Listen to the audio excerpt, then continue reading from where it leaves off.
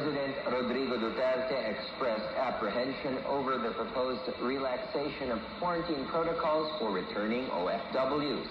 This after Labor Secretary Silvestre Bello proposed to skip the quarantine protocols if they already tested negative for COVID-19. President Duterte said he understands Bello's misgivings because the government's funds for OFWs are already depleting.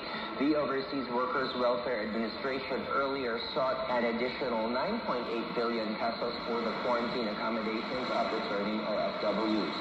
Administrator Hans Leo Kapdak said 6,500 overseas Filipino workers who returned home are still staying in around 125 hotels to complete their quarantine.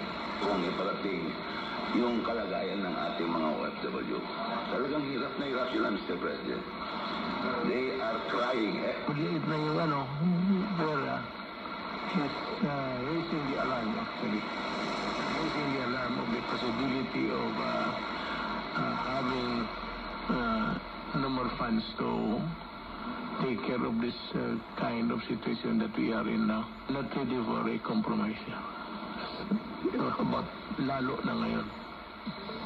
As the government suspends the entry of foreigners until the end of the month, all Filipino dual citizens can still go home provided they present the necessary documents.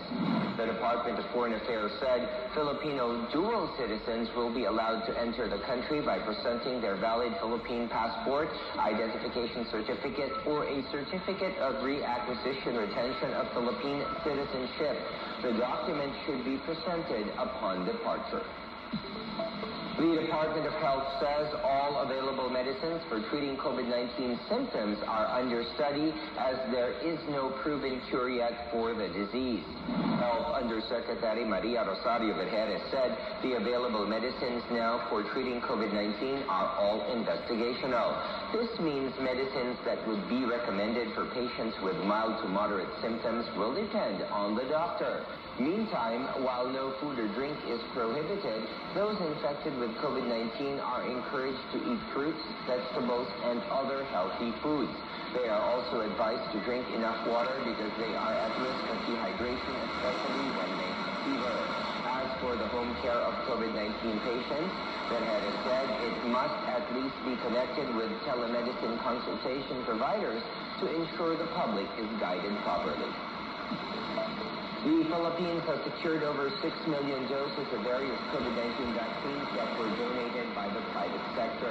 Presidential Advisor for Entrepreneurship Joey Concepcion said that about 6.5 million COVID-19 shots have been secured under the private sector initiative, a Dose of Hope program where 1,004 companies have participated. Concepcion noted that the private sector's strong partnership with the government in the pandemic response has been crucial.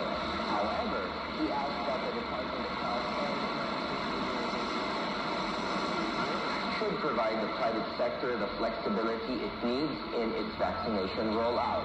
He said their workers belong to different priority groups under the A4 list.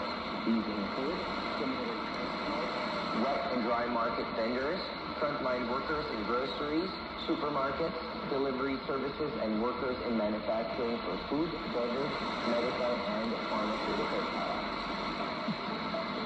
The Ilocos Norte Tourism Office urges more tourists to visit the province as it extends its online travel fair until May 19. This and other news in today's provincial roundup from Lake Dabagan.